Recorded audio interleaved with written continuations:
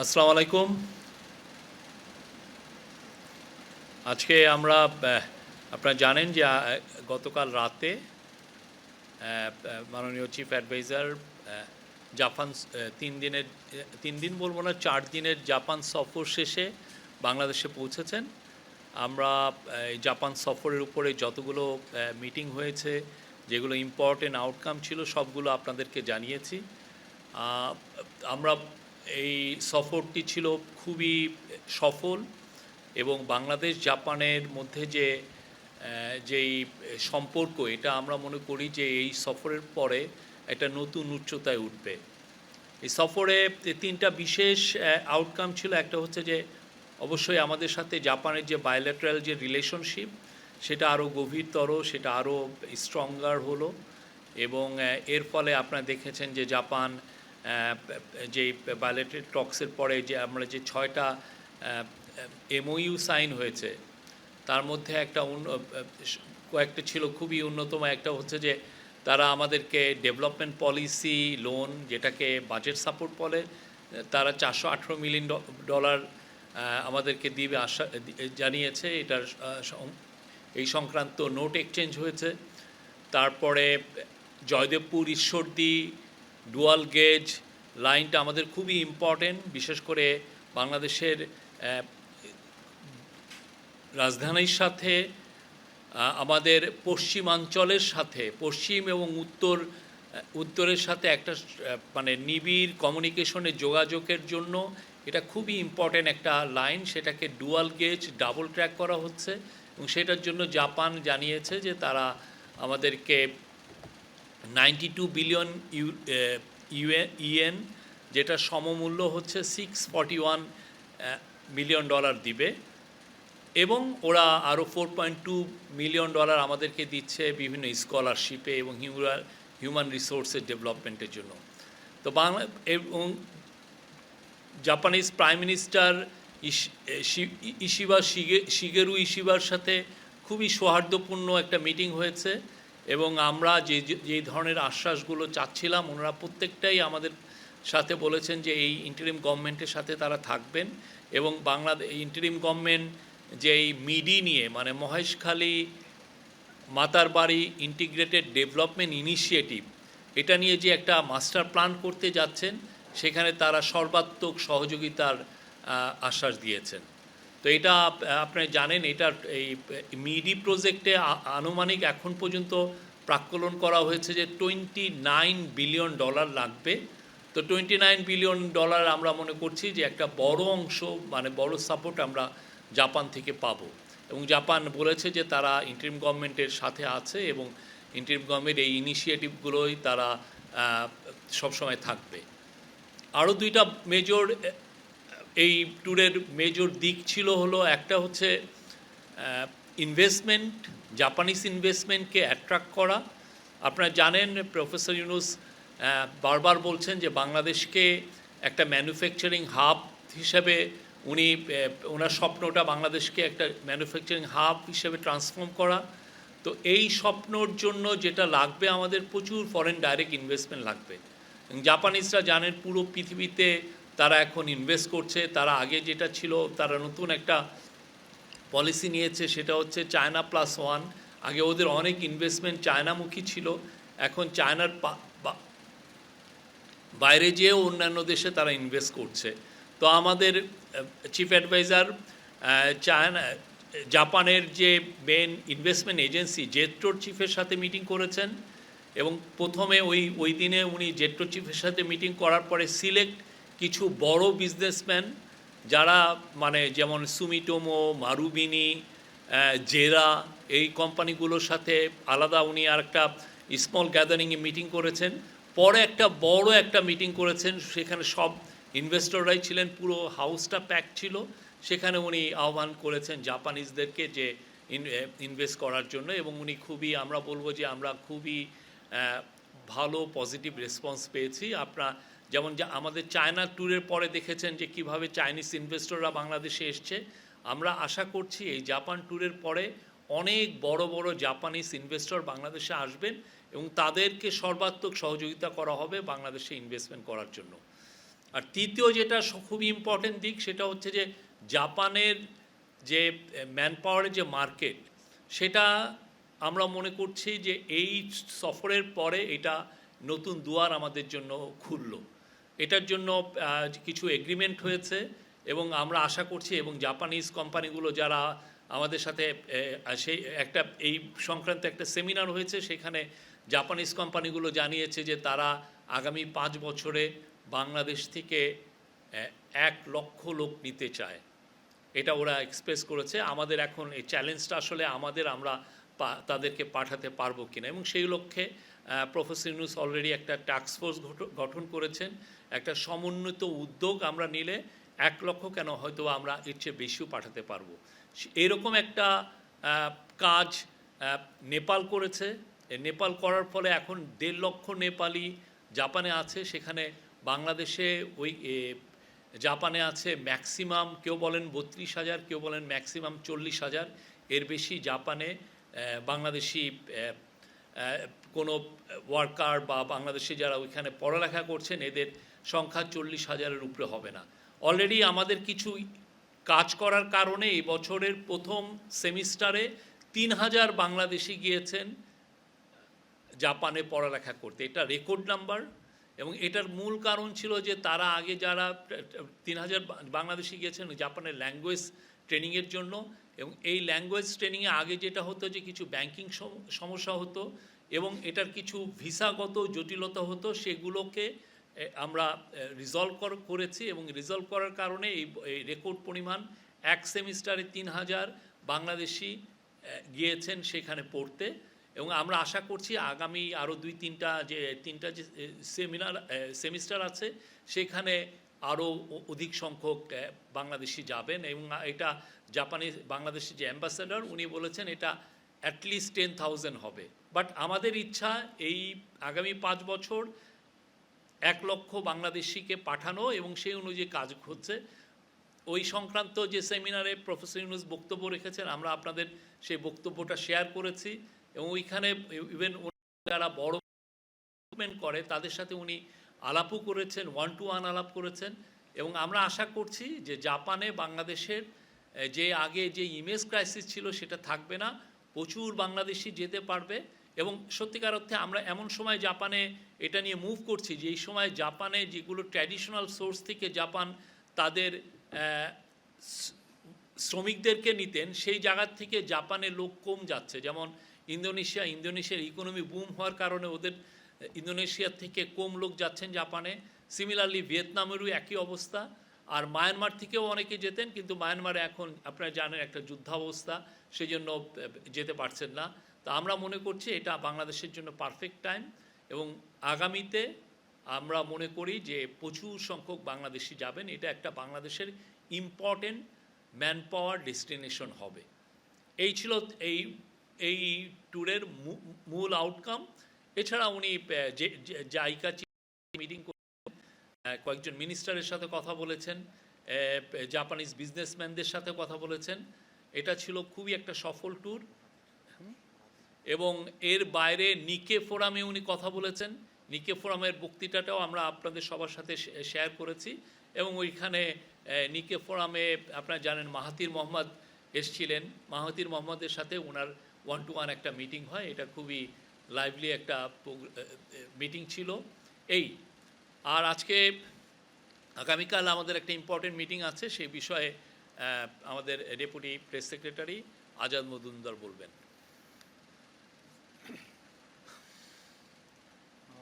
আসসালামু আলাইকুম। আগামীকাল জাতীয় ঐক্যমত্য কমিশন ওনারা আমাদের সংস্কার প্রক্রিয়ার সাথে যে সমস্ত রাজনৈতিক দলগুলো সম্পৃক্ত আছেন তাদের সবাইকে আমন্ত্রণ জানিয়েছেন একটি দ্বিতীয় দফায় আলোচনা শুরু করার জন্য সংস্কার প্রক্রিয়া নিয়ে। আমাদের মাননীয় প্রধান উপদেষ্টা এই আলোচনার উদ্বোধন করবেন। আলোচনাটা এই ফরেন সার্ভিস একাডেমিতে শুরু হবে। সেখানে সংস্কার প্রক্রিয়ার সাথে সংশ্লিষ্ট সব রাজনৈতিক দলের প্রতিনিধি দলকে আমন্ত্রণ জানানো হয়েছে। আমরা আশা করছি যে এই দ্বিতীয় দফা যে আলোচনা যেটা আগামীকাল থেকে শুরু হচ্ছে এটা খুব শিগগিরই শেষ হবে। এবং এই আলোচনাটা শেষে ওনারা জুলাই চার্টার যেটা নিয়ে কাজ করা হচ্ছে সেই বিষয়ে একটা সুস্পষ্ট ঘোষণা দিতে পারবেন এবং খুব শিগগিরই হয়তো বা ওনারা আশা করছেন যে সেটাও স্বাক্ষরিত হয়ে যাবে। ধন্যবাদ। আরেকটা জিনিস হচ্ছে আগামীকাল আপনারা জানেন যে জাতীয় বাজেট ঘোষণা করা হবে। বাংলাদেশ টেলিভিশন থেকে বাজেট বক্তৃতা সরাসরি সম্প্রচার করা হবে বিকাল 3টে থেকে, এবং বাজেট ডকুমেন্টটা সচিবালয়ের পিআইডি থেকে আপনাদের সাংবাদিকদেরকে সবাইকে সরবরাহ করা হবে। এছাড়া আমরা এটা শেয়ার করবো, এই ফিনান্স মিনিস্ট্রি এটা শেয়ার করবে তাদের ওয়েবসাইট। সরি, ও এটা আগামীকাল বিকাল 4:30টায় এটা শুরু হবে। সংস্কার প্রক্রিয়ার সাথে সংশ্লিষ্ট এর আগের দফায় যাদের সাথে যেই সমস্ত রাজনৈতিক দলগুলোর সাথে আলোচনা হয়েছে তাদের প্রত্যেকের প্রতিনিধিকে আমন্ত্রণ জানানো হবে।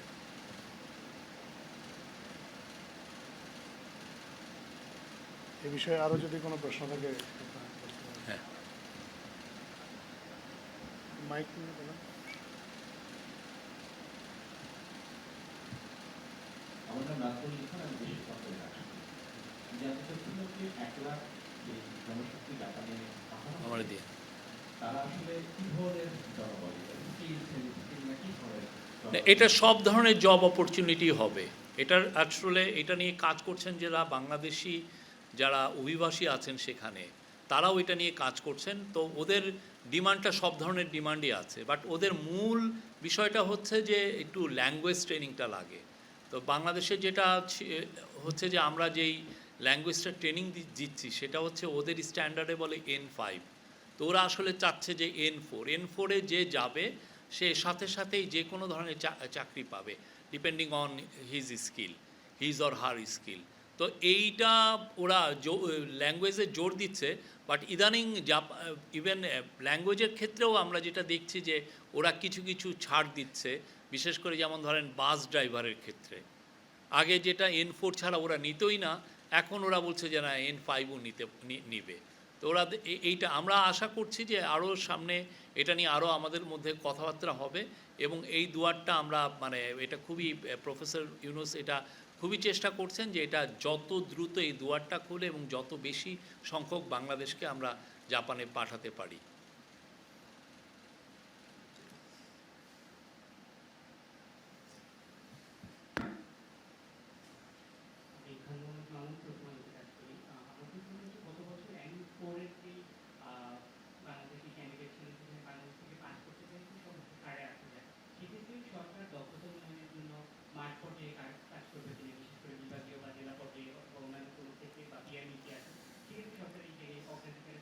না, আপনি খুবই ইম্পর্টেন্ট একটা কোশ্চেন করেছেন। এটা আমরা আসলে দেখছি যে অন্যান্য দেশ কিভাবে করেছে, বিশেষ করে নেপাল, ইন্দোনেশিয়া, ওরা তো এই কাজটা অলরেডি করেছে। কিভাবে ওরা এত অধিক সংখ্যক ছেলে মেয়েদেরকে পাঠাতে পারলো। তো সেই জায়গাটা আমরা আসলে নেপালের যে অভিজ্ঞতা সেটা আমরা নিব। নেপালের অভিজ্ঞতা ওরা ওদের পুরো আমরা জানতে চাচ্ছি যে কিভাবে ওরা স্টেপ বাই স্টেপ এগিয়েছে। তো আমাদের খুব দ্রুত স্কেল আপ করতে হবে। এই স্কেল আপ করার জন্য যে কাজগুলো দরকার সেই লক্ষ্যেই আসলে এই টাস্ক ফোর্সটা করা হয়েছে, এবং টাস্ক ফোর্স এটার বিষয়ে নিবিড়ভাবে কাজ করবে, এবং সেক্ষেত্রে আমাদের সাথে জাপানে যারা বাংলাদেশি আছেন তারাও আমাদের সাথে কাজ করবেন, তারা ব্রিজ বিল্ডার হিসেবে কাজ করবেন। আমরা আশা করছি যে এই সংক্রান্ত যতগুলো মানে বাধা আছে এইগুলো প্রত্যেকটাই কত দ্রুত আমরা দূরীভূত করতে পারি সেই কাজটা আমরা করছি, এবং এই কাজটা সামনে আরও বেগবান হবে।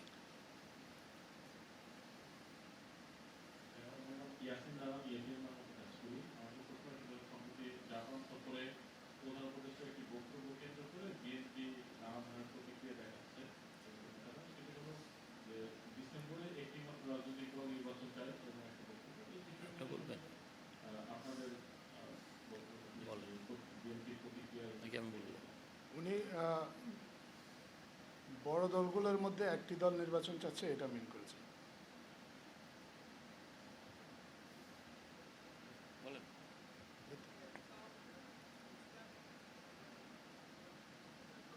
আমি একটু ক্লিয়ার করি, বড় দলগুলোর মধ্যে একটি দল ডিসেম্বরে নির্বাচন চাচ্ছে এটা বলেছে। নির্বাচন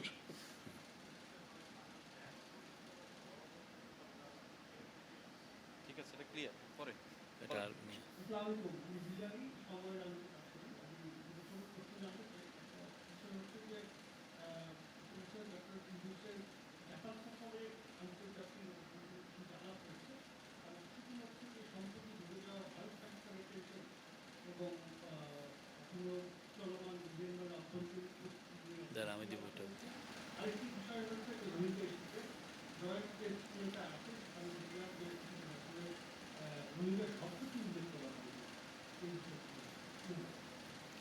প্রফেসর ইউনূস তার মিটিংয়ে উনি রোহিঙ্গাদের বিষয়, বিশেষ করে এই ক্রাইসিসটা যাতে খুব দ্রুত রিজলভ হয় সেই জন্য জাপানের কাছে আহ্বান, মানে তার সহায়তা চেয়েছেন এবং তাদেরকে বলেছেন তারা যেন যে এফর্টটা দিচ্ছেন এটার জন্য রিডাবল হয়, এফর্টটা যাতে দেন সেটা বলেছেন।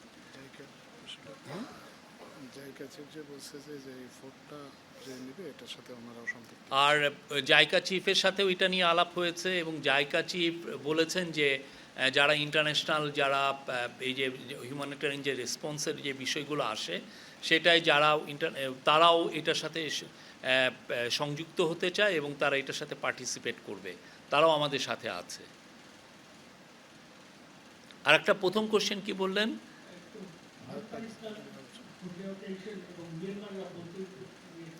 না না, এটা তো আমাদের সাথে ওনাদের বায়োলেটারাল মিটিং হয়েছে, সেটা আমাদের সাথে ওনারা বলেছেন যে বাংলাদেশের এই বে অফ বেঙ্গল রিজিয়নে এবং এই পুরো ইন্দো প্যাসিফিকে বাংলাদেশের ইম্পর্টেন্সটা খুবই তারা হাইলাইট করেছেন, বলেছেন। তারা বলেছেন যে এটা মানে পিস অ্যান্ড স্ট্যাবিলিটি এই পুরো রিজনের জন্য বাংলাদেশের পজিশনটা খুবই ক্রিটিক্যাল এবং ওরা সেই অনুযায়ী বাংলাদেশের এফার্টটাকেও তারা প্রেজ করেছেন।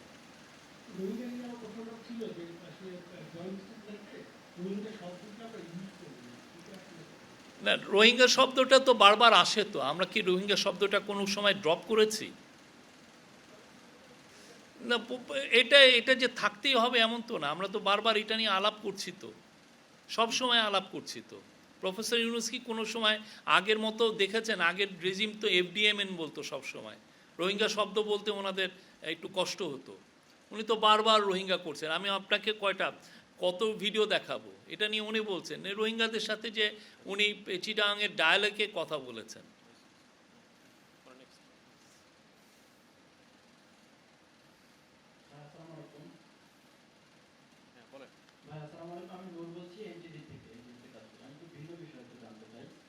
গতকাল আন্তর্জাতিক গুম সপ্তাহ উপলক্ষে মানবাধিকার সংগঠন অধিকারের একটা প্রোগ্রাম ছিল জাতীয় প্রেস ক্লাবে এবং সেখানে গুমের শিকার ব্যক্তি যারা রয়েছেন তাদের পরিবারের সদস্যরা উপস্থিত ছিলেন।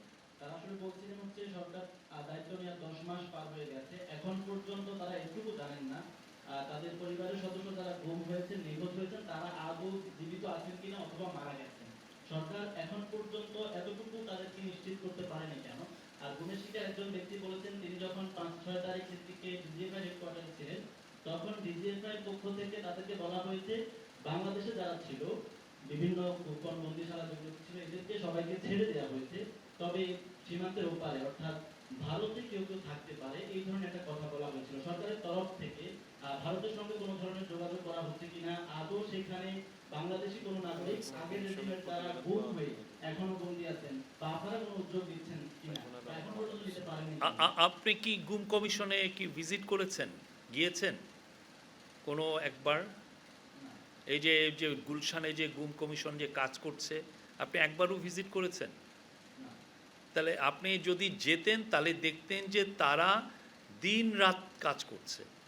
আমি নিজে গিয়েছি, সবার টেস্টিমনি নিয়েছে। এই জিনিসটা তো খুবই প্রতিটা ডিটেলস নিতে হয়। অলরেডি প্রথম কাজটা কি, যে ইস্ট্যাবলিশ করা কতজন গুম হয়েছেন, সেই কাজটা নিয়ে কত ডিটেল নিতে হয়, টেস্টিমনিগুলো নিতে হয়। প্রত্যেকের ইন্টারভিউ ওরা নিচ্ছেন, কেউ ইভেন শুক্র শনিবারও কাজ করছেন। আমি আপনাকে রিকোয়েস্ট করব প্লিজ আপনি গুম কমিশনে যান, তাদের সাথে কথা বলেন, তারা কি কাজ করছে একটু দেখেন। হ্যাঁ, যারা গুমের শিকার হয়েছেন তারা তো অবশ্যই তারা তাদের ন্যায় বিচারটা চাবেন, তাদের আত্মীয় স্বজন অনেকেই এখনও নিখোঁজ আছেন, তাদেরকে চাবেন। তারা কেন, আমরা সবাই পুরো জাতি হিসেবে সবাই আমরা চাই, জানতে চাই কি হয়েছে। তো এই কাজটা খুবই সিরিয়াসলি করছেন আমাদের গুম কমিশন। এটা নিয়ে অলরেডি আমরা দুইটা রিপোর্ট পাবলিশ করেছি, আর একটা রিপোর্টও সামনে আসবে এবং আপনারা অনেক কিছু ডিটেলস পাবেন। এই পুরো কাজটা আমরা সবাইকে বলবো যে সিরিয়াসলি সবাই করেন, এটা নিয়ে সবাই জানতে চাই। ওনাদের কাজটা করছেন, আমরা আপনাদের সাংবাদিকদেরও বলবো যে এটা নিয়ে আরও সিরিয়াস জার্নালিজম করেন। আমরা জানতে চাই কেন একটা লোকও যাতে যেই হারিয়ে গেছেন তার প্রত্যেকটা লোক কোথায় গেল, তার ফেট কি হলো আমরা এটা জানতে চাই। তবে আমি আপনাকে আবারও বলি, আপনি একটু দেখেন তারা কি কাজগুলো করছে, তাদের কাজের আপনি কোনো কমতি আছে কিনা একটু যেয়ে দেখেন। ভারতের সঙ্গে কোনো ধরনের যোগাযোগ আপনারা করছেন কিনা, সেখানে তো আছে কিনা? এটা তো পুরোটা কমিশন আগে কাজটা করুক, কমিশন পুরো তাদের ফাইন্ডিংসটা জানাক, তারপরে আমরা পরবর্তী কাজ আমরা করব। শরীফ ভাই, আমার নাম মোস্তফা মল্লিক, আমি চেন্নাইয়ে কাজ করি। আমি আবার সেই জাপান প্রসঙ্গে আসি। যদিও জানি যে নেপালে থেকে জনশক্তি নেওয়ার জন্য জাপান নিজেই একাধিক প্রশিক্ষণ ইনস্টিটিউট স্থাপন করেছে এবং তারা বলছে যে ওদেরই প্রশিক্ষক নিয়ে তারা বলছে যে আমরা এই স্ট্যান্ডার্ডে চাই এবং ওভাবে গড়ে তুলেছে। তো আমি নেপালেরটাই জানি। তো বাংলাদেশে আসলে জাপান এই ধরনের কিছু করেছি কিনা, যেহেতু দক্ষ ম্যানপাওয়ার নেই। আমাদের জানা হচ্ছে যে জাপানেও নেপালের বিষয়টাও প্রথমে প্রাইভেট সেক্টর লিড ছিল, ওরা একটা ফাউন্ডেশনের মতো করেছে, সেইভাবে এগিয়েছে। তো আমরা নেপালের ওরা কিভাবে এটাকে স্কেল আপ করেছে এটা আমরা ওদের থেকে আরও ইন্টেন্সিভলি ওদের থেকে জানবো, জেনে আমরা এই যেই জায়গায় আমাদের গ্যাপ আছে সেই জায়গাগুলো অ্যাড্রেস করা হবে এবং সেই অনুযায়ী এটা খুবই প্রফেসর ইউনূস এটাকে প্রায়োরিটি হিসাবে নিয়েছেন এবং এটা আপনারা খুব শীঘ্র এটার রেজাল্ট দেখতে পাবেন। আমি টানি পুকুরিকে টানা পর্যন্ত বিভিন্ন বন্ধ আসতে বন্ধ, এটা নিয়ে আপনি কি করবেন? এই পুকুরিকে এটা নিয়ে আমি দেখি আমরা হেলথ অ্যাডভাইজার আমরা হেলথ সেক্রেটারির সাথে কথা বলবো, বলে আপনি নেক্সট আমাদের প্রেস কনফারেন্সে আবার এই কোশ্চেনটা উঠেন, আমি এটার উত্তর দিব। আমরা তো কালকে জাস্ট জাপান থেকে আসলাম, এ বিষয়ে আসলে আপডেটটা আমার নেওয়া হয়নি। আসসালামু আলাইকুম, আমি গোলাম কিবরিয়া, বাংলাদেশ টেলিভিশন যাচ্ছি।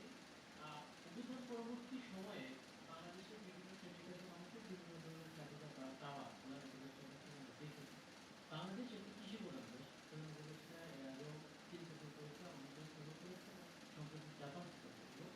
সেক্ষেত্রে বাংলাদেশের কৃষক বা কৃষিকে বিপ্লবের ক্ষেত্রে বিভিন্ন বিদেশি যে দেশগুলো তাদের সহযোগিতার পাশাপাশি দেশীয় উদ্যোগে সরকারের উদ্যোগে কৃষক এবং কৃষিকে বিপ্লবের জন্য আপনাদের কোনো উদ্যোগ বা নির্বাচন কিছু পরিপ্রেক্ষিতে সবকিছু জানতে চাচ্ছি। আমাদের কিছুদিন আগে কৃষি সেক্রেটারি এসেছিলেন, এগ্রিকালচার সেক্রেটারি, উনি একটা পুরো ডিটেল আপনার এইখানেই এসেছিলেন, এই বিষয়ে কথা বলেছেন। আর কৃষি নিয়ে যে চিফ অ্যাডভাইজার যে কি উদ্যোগ নিচ্ছেন আপনারা তো প্রায়ই শুনছেন। আজকে উনি জুট নিয়ে কথা বলেছেন, জুটকে কিভাবে আমরা সেই আবার গোল্ডেন ফাইবার হিসাবে দেখতে চাই সেটা নিয়ে বলেছেন। এবং জুটের পুরো জিনিসটা জুটের এখন ওয়ান অফ দ্য বিগেস্ট বাজার হচ্ছে হলো চীন। চীনের সাথে আমরা নিবিড় কথা বলছি। চীনের ইভেন আজকে কমার্স মিনিস্টার তার বক্তৃতায় জুটের ইম্পর্টেন্স নিয়ে কথা বলেছেন। তো এইটা আমরা সত্যিকার অর্থে আমরা যেই জায়গায় আছি জুটকে আমরা ডাইভার্সিফাই করতে পারিনি। দেখেন আমরা এই বস্তা আর কিছু ব্যাগ ছাড়া আর এছাড়া আমরা তেমন কিছু করতে পারিনি। তো তাদের তো সেই টেকনোলজি আছে, তারা হাইটেক ইউজ করে। তো ওদের সাথে আমাদের যদি একটা ম্যাচিং হয়, ওদের হাইটেক আর আমাদের পণ্য, তাহলে আমরা মনে করছি যে জুটে একটা বড় রকমের কাজ হবে, বিপ্লবও হতে পারে। তো সেই কাজটার জন্য আজকে চিফ অ্যাডভাইজার তার বক্তৃতায় এটা নিয়ে বলেছেন। আর আপনি দেখেন অন্যান্য বিষয়গুলো তো থাকছে, উনি নিজে যে পার্সোনালি শি জিনপিংয়ের কাছে বলেছেন যাতে বাংলাদেশের আম, তারপরে কাঁঠাল এবং পেয়ারা যাতে লার্জ স্কেল চায়নায় নিয়ে যায়। চায়নার তো বিশাল মার্কেট, জাপানেও উনি একই কথা বলেছেন।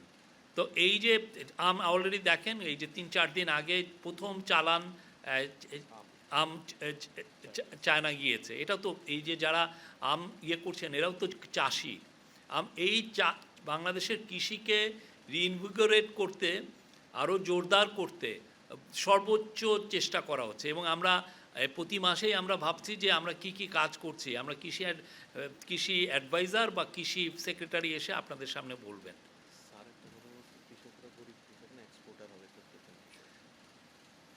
আমি ফয়জুল ফয়সাল হ্যালো বাংলাতে কাজ করি। বর্তমান সময়ে আমরা দেখতে পাচ্ছি যে মানবিক করিডর নিয়ে সব জায়গায় আলোচনা সমর্থন হচ্ছে। এই মানবিক করিডরের সুনির্দিষ্ট তথ্য আপনাদের কাছে আছে কিনা, যে মানবিক করিডর আদৌ দেওয়া হবে কিনা? জাতি এই নিয়ে খুবই এটা জানতে চাই। এটা নিয়ে আমাদের ন্যাশনাল সিকিউরিটি অ্যাডভাইজার 1 ঘন্টারও বেশি কথা বলেছেন এই কিছুদিন আগে। আপনি কি ওই পুরো ভিডিওটা দেখেছেন? আমি আপনাকে অনুরোধ করব এটা নিয়ে একটু দেখেন। আমরা এটা নিয়ে অনেকগুলো স্টেটমেন্ট দিয়েছি, এটা নিয়ে কোনো ধরনের কোনো অ্যাম্বিগুইটির কোনো সুযোগ নাই। উনি এটা নিয়ে বারবার বলেছেন। আমি আপনাকে অনুরোধ করব সেই ভিডিওটা একটু দেখেন। থ্যাংক ইউ বলেন। Thank you. আসে আর এনি আদার?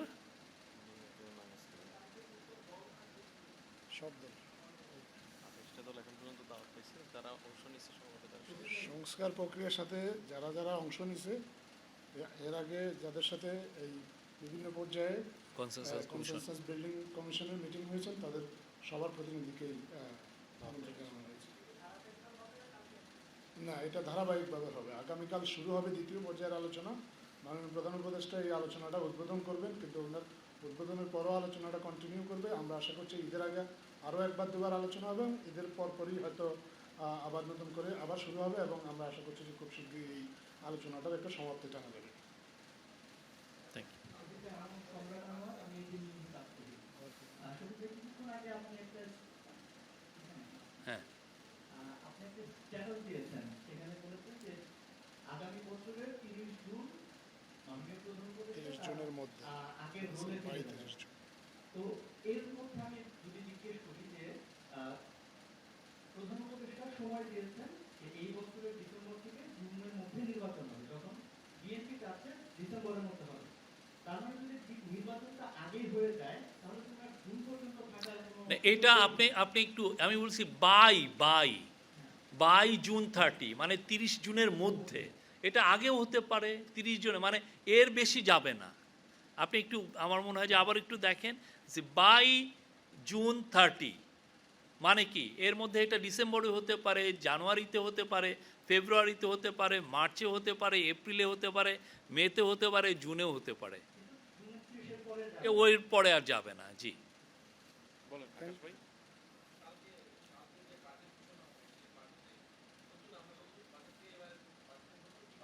এটা আগামীকাল বাজেট ঘোষণা হলে আপনারা জানতে পারবেন।